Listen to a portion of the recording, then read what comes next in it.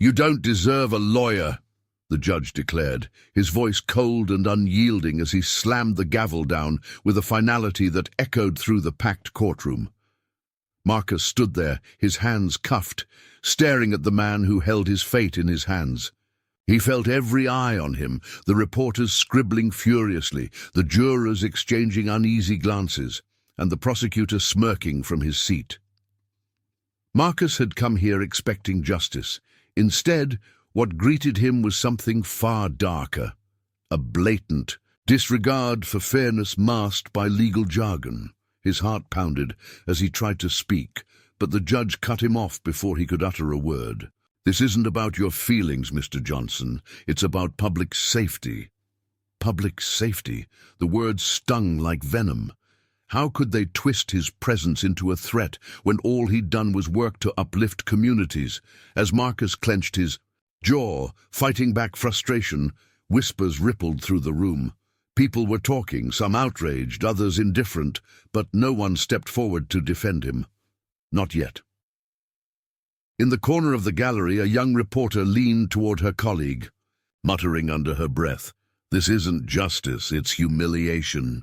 Her voice carried just enough to reach Marcus's ears, piercing through the haze of disbelief clouding his mind. Cameras flashed incessantly, capturing not only the moment, but also the raw emotion etched onto Marcus's face. Each click felt like another blow, an invasion of privacy disguised as transparency. Other spectators weren't so kind. One older man shook his head disapprovingly, muttering loudly, "He shouldn't have been poking around private property anyway." Another chimed in, agreeing without knowing any details, feeding into the narrative crafted against Marcus. The murmurs swelled, creating a cacophony of judgment that seemed designed to drown out reason itself. Yet amidst it all, Marcus remained silent, refusing to give them the satisfaction of seeing him break, not fully at least. But inside, doubt began creeping in. Was this how it would end? Would he become another statistic lost to systemic bias? Then came the bailiff, leaning casually against the wall near Marcus. With a smirk, he whispered loud enough for Marcus to hear, "Guess you'll have to figure this out on your own, huh?" The casual cruelty in his tone struck harder than any. Insult shouted outright. Here was someone sworn to uphold order, mocking him openly, reinforcing the idea that even those tasked with protecting citizens could weaponize their authority. Marcus turned slightly, meeting the bailiff's gaze. For a split second, he considered saying something, anything, to challenge the mockery, but what good would it do? Every attempt to assert himself only seemed to dig the hole deeper. Still, the weight of those words lingered, adding another layer to the suffocating injustice pressing down on him. And then, as if summoned by memory itself, his thoughts drifted elsewhere. Too early that morning, to home, to Lisa. Before leaving the house, Marcus had kissed Lisa goodbye, his wife beaming with pride as she said, "I'm so proud of everything you've built. You're making such a difference." At the time, he'd smiled, brushing off her praise with a humble laugh. "It's just another day," he'd replied. But now, standing in the courtroom, those words haunted him. What would she think if she saw him here?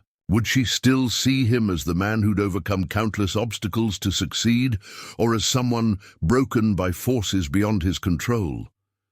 The memory brought both comfort and pain. Comfort because it reminded him of why he fought.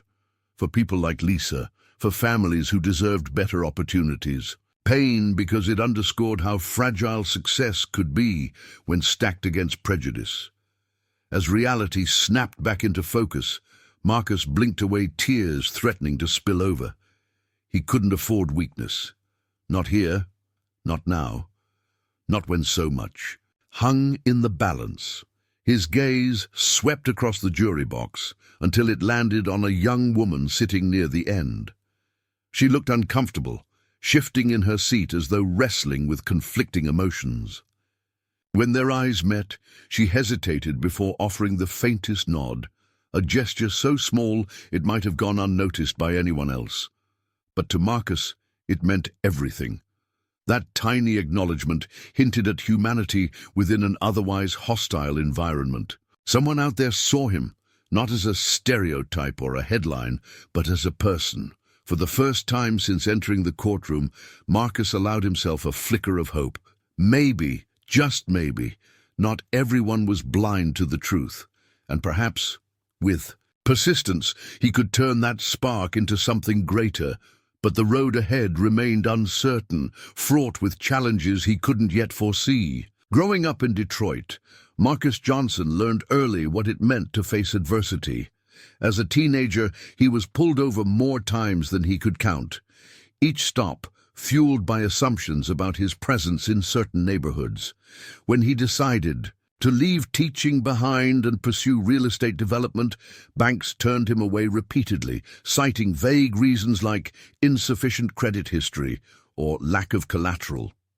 But Marcus wasn't one to let systemic barriers define him. He saved every penny, working odd jobs until he had enough to buy his first property. His breakthrough came when he renovated an abandoned building, transforming it into affordable housing for struggling families. That project earned him recognition and respect from those who once doubted him. Yet even as his reputation grew, the scars of bias lingered. Every success felt hard-won, overshadowed by memories of being underestimated because of the color of his skin. Now, years later, Marcus stood as a testament to perseverance. But the journey hadn't been without cost. Each victory carried reminders of battles fought and lessons painfully learned. And though he'd built an empire, there were still places where his accomplishments didn't shield him from prejudice. Places like the small southern town where his latest project awaited. A place that would soon test his resolve in ways he couldn't yet imagine. When Marcus arrived in Pine Ridge, whispers followed him everywhere. Locals eyed him warily, labeling him an outsider, trying to exploit their community. Never mind that his plan aimed to revitalize neglected areas, providing safe homes for low-income families. To them, he was just another developer swooping in to profit off their land. At a town hall meeting, tensions boiled over. One resident stood up, pointing at Marcus and accusing him of ruining the character of our neighborhood. Another chimed in, claiming his projects would attract the wrong kind of people. The coded language stung, though Marcus kept his composure, explaining how affordable housing could uplift everyone.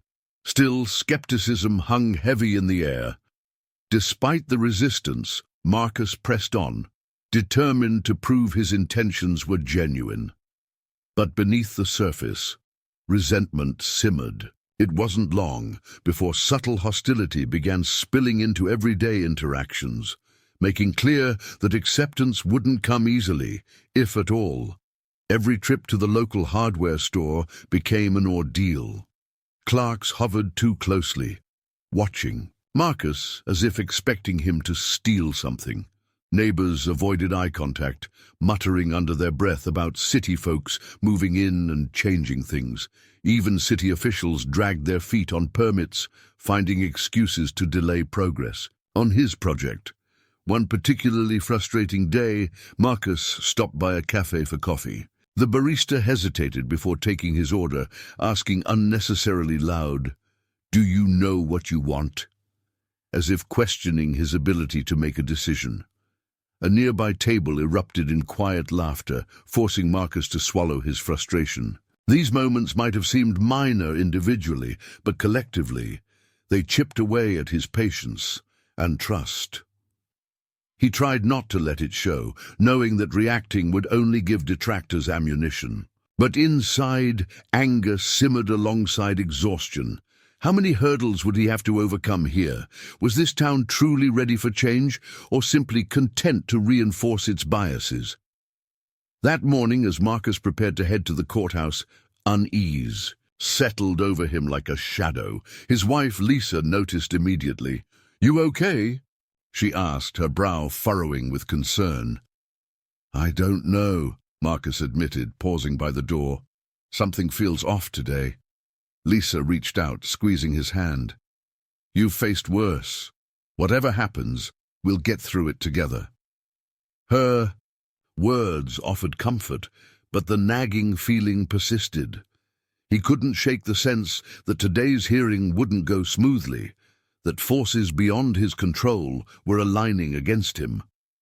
Still, he forced a smile for Lisa's sake, kissed her goodbye and stepped outside.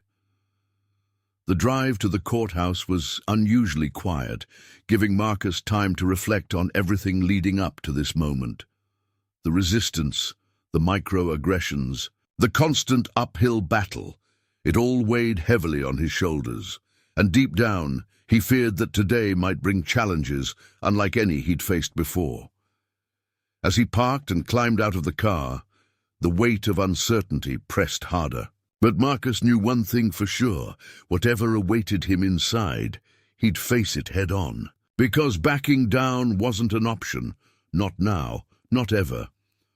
Richard Grayson rose from his seat, adjusting his tie with deliberate precision as he approached the podium. His confident stride and smug demeanor filled the room before he even spoke. "Ladies and gentlemen," he began, his voice dripping with authority, "we are here today because Mr. Marcus Johnson has demonstrated a blatant disregard for the law." Marcus stiffened at the prosecutor's words, knowing they were crafted to paint him as guilty without evidence. When he tried to interject, Grayson cut him off effortlessly, dismissing his attempt to explain with a wave of his hand. "Let's not waste time on excuses," Grayson added, leaning forward slightly. "The facts speak for themselves." "But what facts?" Marcus clenched his fist beneath the table, frustration bubbling beneath the surface. There were no facts, only assumptions stacked against him. Grayson's calculated dismissal wasn't just about winning. It was about ensuring Marcus never had a chance to fight back. And yet, despite the injustice simmering in the air, Marcus forced himself to stay composed, for now.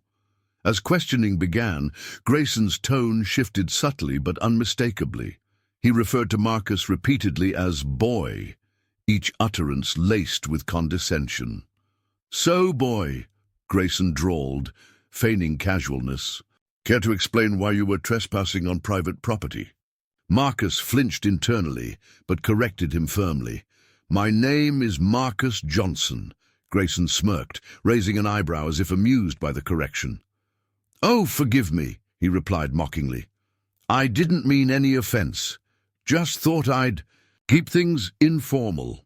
The courtroom fell silent for a moment, the weight of the word hanging heavily in the air. Informal? This wasn't informality. It was calculated disrespect, designed to undermine Marcus's dignity.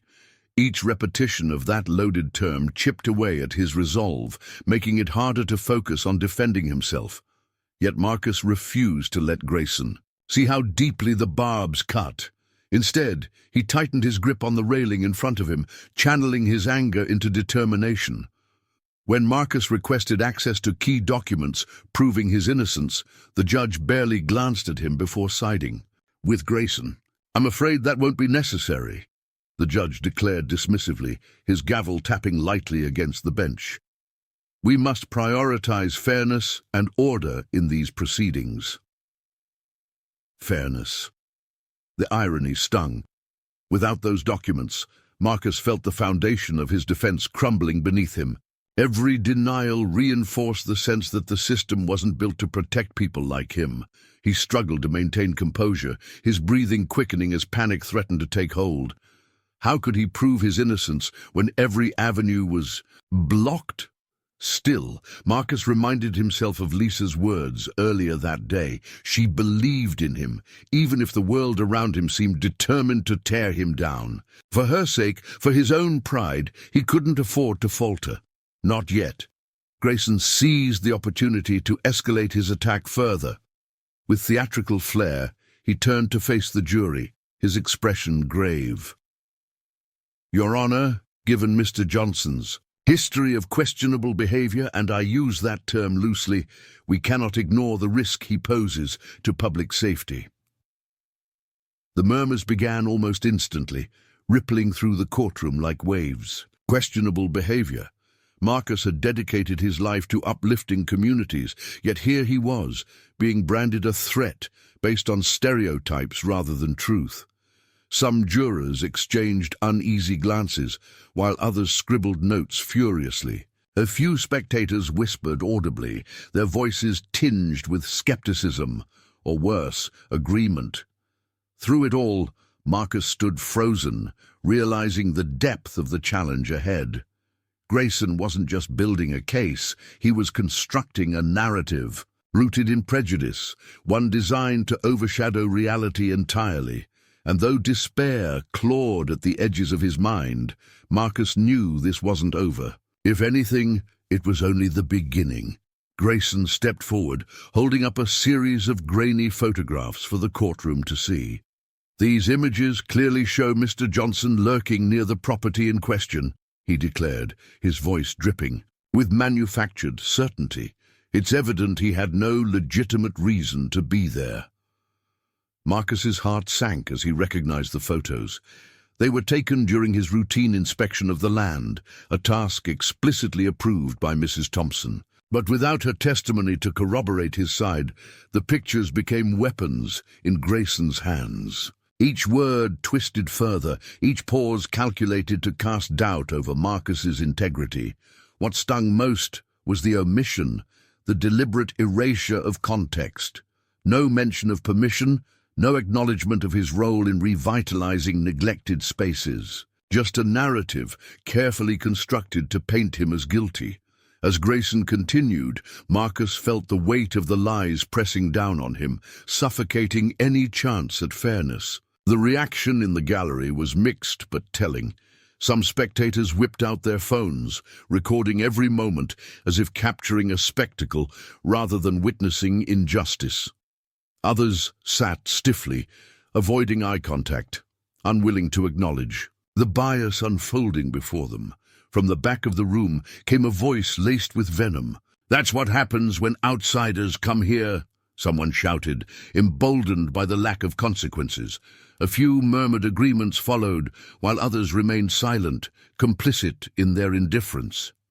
Amidst the chaos, Marcus searched for allies, for anyone who might stand up and say something, anything, to counter the tide of prejudice. But all he found were faces hardened by apathy or hostility. His chest tightened as he realized how alone he truly was in this fight. Just as Marcus thought things couldn't get worse, news arrived that shattered what little hope remained. Mrs. Thompson, the sole person who could vouch for his innocence, was nowhere to be found. Rumors swirled that she'd received threats after supporting his project, forcing her into hiding. Without her, Marcus's alibi crumbled. He replayed their last conversation in his mind, her warm smile and unwavering support, now haunting reminders of what he'd lost. "You're doing good work, Marcus," she'd said. Those words once filled him with purpose, now they mocked him with irony. As reality set in, Marcus struggled to process the betrayal, not just from those who sought to silence Mrs. Thompson, but from a system that allowed such tactics to flourish unchecked. Vulnerability crept in, threatening to consume him whole. When the judge denied bail, Marcus felt something inside him snap. The finality of the decision hit like a tidal wave, washing away whatever resolve he had left. For the first time, he let his guard down, collapsing onto the bench behind him. Tears streamed down his face, not just for himself, but for every person who'd ever faced similar injustices. Every black man denied a fair trial. Every dream is crushed under the weight of systemic racism. It wasn't just about him anymore. It was about generations of pain bottled up and finally spilling over. Through blurred vision, Marcus whispered to himself, "They win today, but not forever." Though faint, the promise carried weight, a vow to rise again, even if the road ahead seemed impossibly dark. Just as despair threatened to consume the courtroom, a young intern burst through. The heavy wooden doors, clutching a folder marked "Confidential." Her face was flushed, her breathing ragged from running, but her eyes burned with urgency.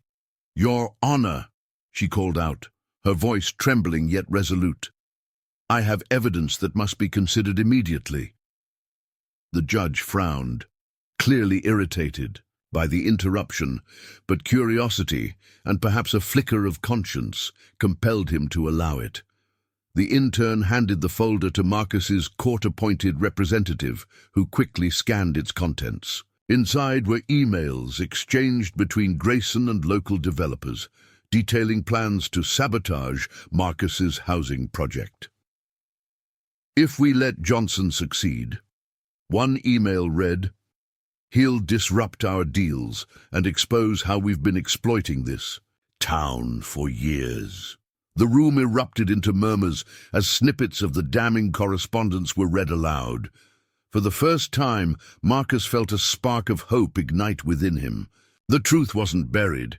It had simply been waiting for someone brave enough to unearth it. Before the shock could settle, another figure entered the courtroom, a frail but determined Mrs. Thompson, leaning heavily on a cane. Her presence silenced the room instantly. She shuffled toward the stand, her gaze unwavering as she locked eyes with Marcus. "I'm here," she said firmly, addressing the judge. "And I will not be intimidated into silence any longer. Mr. Marcus Johnson had my explicit permission to inspect my property. He is not guilty of trespassing or anything else they accuse him of." Her words carried authority, cutting through the lies like a blade. Spectators leaned forward, captivated by her courage. Even jurors exchanged glances, their earlier skepticism giving way to doubt about the prosecution's case. Mrs. Thompson's arrival shifted the energy in the room entirely. Where there had been hostility, there was now unease, for Grayson at least. Marcus, however, felt bolstered, his spirit reignited by her bravery. Grayson's composure began to crumble under the weight of exposure. As reporters scrambled to document the unfolding drama, he stammered, attempting to deflect attention from the explosive revelations. This changes nothing," he insisted, his usual smugness replaced by desperation. "These allegations are baseless distractions from the real issue." But no one was listening anymore. The media captured every faltering word, every bead of sweat forming on his brow. His veneer of confidence shattered completely when one journalist shouted, "Care to comment on those emails, Mr. Grayson?" For the first time, Grayson looked vulnerable, cornered by the very system he'd manipulated for so long, and as the crowd turned against him, Marcus couldn't help but feel a surge of vindication. The tide was shifting slowly but surely. With allies emerging and the momentum swinging in his favor, Marcus found renewed strength. Standing tall, he addressed the courtroom, not pleading for mercy, but asserting his dignity. "They tried to bury me," he began, his voice steady and commanding. "But they underestimated the power of truth. This isn't just about me. It's about everyone who's ever been told they don't belong, that their dreams don't matter." His words resonated deeply, sparking murmurs of agreement among spectators. Some even clapped softly, emboldened by his courage. For Marcus, it wasn't just a moment of personal triumph, it was a declaration of resilience, a promise to keep fighting despite the odds. As the crowd cheered, Marcus whispered to himself, "This isn't over yet." But for the first time, he truly believed it. The fallout was swift and merciless. Grayson, exposed as a corrupt manipulator, was arrested on charges of conspiracy and abuse of power. Reporters hounded him as he left the courthouse in handcuffs, his once imposing figure now diminished by shame. The judge didn't fare much better. Under mounting public pressure, an investigation revealed his ties to local developers implicated in unethical practices. Within days, he resigned in disgrace, leaving behind a legacy of bias and betrayal. News outlets seized on the story, broadcasting it nationwide. Headlines blared phrases like "systemic racism exposed" and "a victory for justice amidst adversity." Social media exploded with debates about racial bias in the justice system, amplifying calls for reform. For Marcus, this wasn't just vindication. It was validation that his fight had sparked something bigger. With the evidence against him dismantled, Marcus walked out of the courthouse a free man. Cheers erupted from supporters who had gathered outside, holding signs that read, "Justice for Marcus" and "Equality now." But freedom wasn't enough for Marcus. He wanted redemption.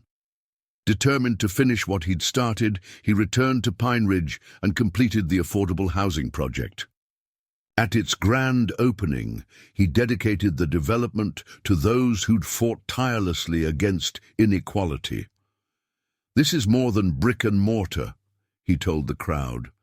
"It's proof that resilience can overcome resistance, that truth can dismantle lies, and that unity can conquer division." The applause was thunderous, a testament to how far he'd come and how many lives he'd touched along the way. Marcus's case became a catalyst for change. Protests erupted across the country, demanding accountability and transparency in judicial systems plagued by prejudice. Lawmakers introduced bills aimed at addressing systemic racism, citing his story as a rallying cry for action. Documentaries followed, chronicling Marcus's journey from injustice to empowerment. One filmmaker captured it perfectly. His battle wasn't just personal, it was universal. It reminded us all why we must fight for fairness, even when the odds seem insurmountable. As awareness spread, so did hope. Communities inspired by Marcus began organizing initiatives to combat inequality, proving that one person's courage could ignite a movement capable of transforming society. At a national conference on racial justice, Marcus took the stage to deliver a speech that would resonate for years to come. Standing before thousands, he reflected on everything he'd endured and everything he'd achieved. "They tried to silence me," he declared, his voice echoing through the auditorium.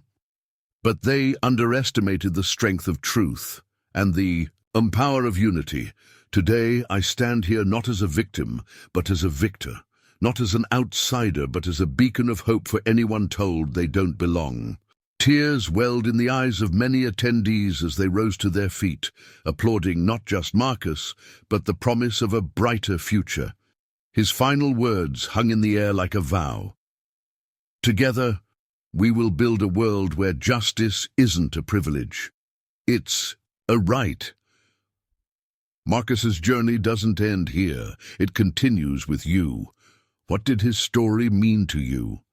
Did it resonate with your own experiences or inspire you to take action? Share your thoughts in the comments below. Let's keep this conversation alive, because every voice matters in the fight for justice and equality. If Marcus's story moved you, help amplify its impact. Hit that like button, subscribe to stay updated on more powerful narratives, and share this video with others who need to hear it. Together, we can shine a light on systemic racism and work toward meaningful change, one story at a time. Stories like Marcus's remind us that progress starts with unity. Whether it's supporting affordable housing projects, advocating for fair policies, or simply standing up against prejudice, there's always something you can do. Be part of the movement. Let's turn inspiration into action and injustice into opportunity for everyone.